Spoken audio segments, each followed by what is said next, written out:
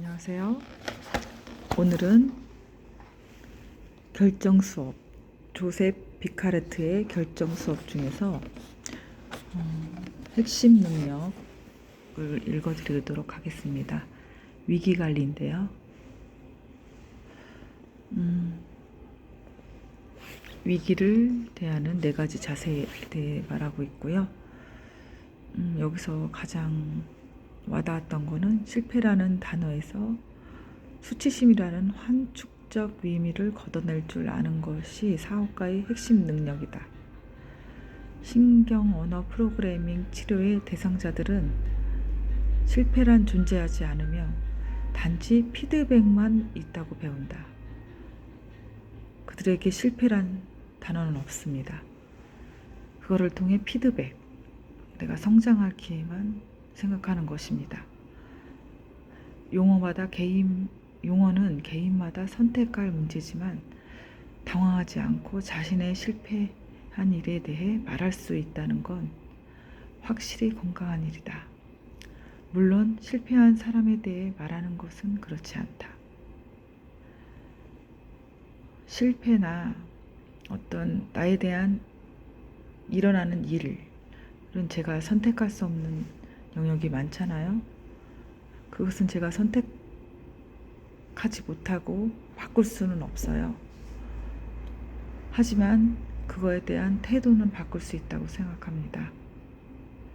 그것은 용어를 개인마다 선택할 문제라고 하잖아요.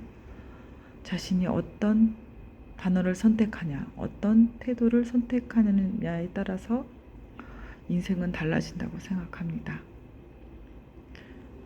전방위적으로 사고하라. 어떤 위기 상황에 부딪히든 대처할 수 있도록 비상사태 대비책과 완화책을 마련하는 것이 좋다. 일어날 수 있는 모든 일에 고려해야 한다. 상상도 할 수 없는 일을 어떻게 하느냐고 그런 말을 하는 자체가 위험한 2가지 이유가 있다.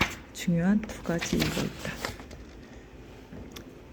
일어날 수 있는 최악의 결과는 우리가 움츠리지 않고 직면해야 하는 일들이다.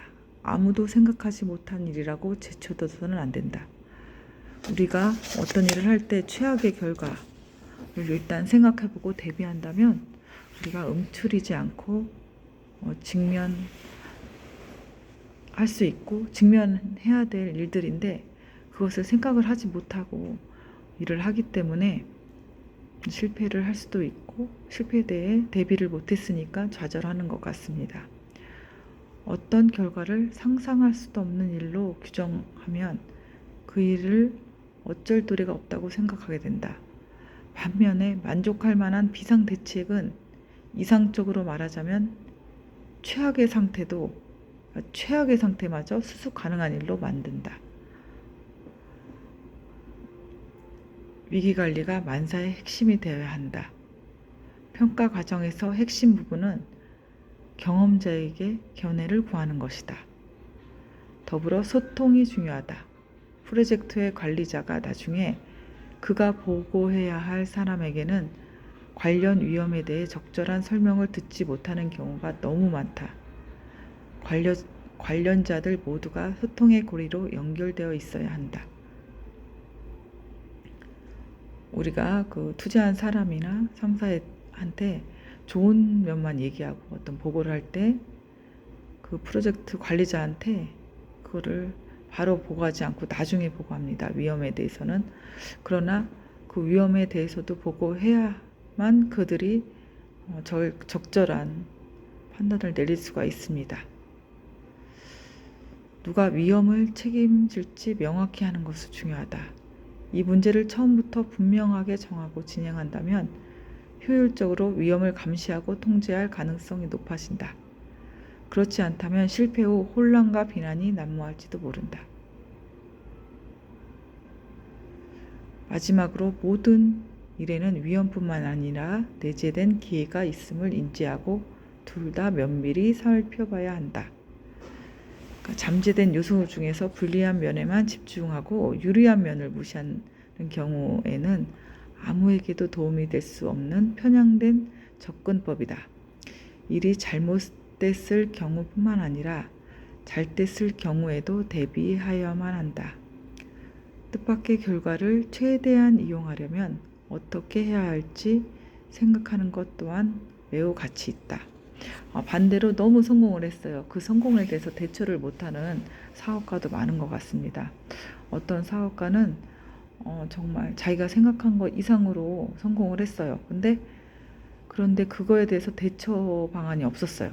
그래서 그것을 흘려보내고 대처하지 못해서 성공을 했다 하더라도 그것을 더욱더 성장시키지 못하는 경우를 많이 본 것 같습니다.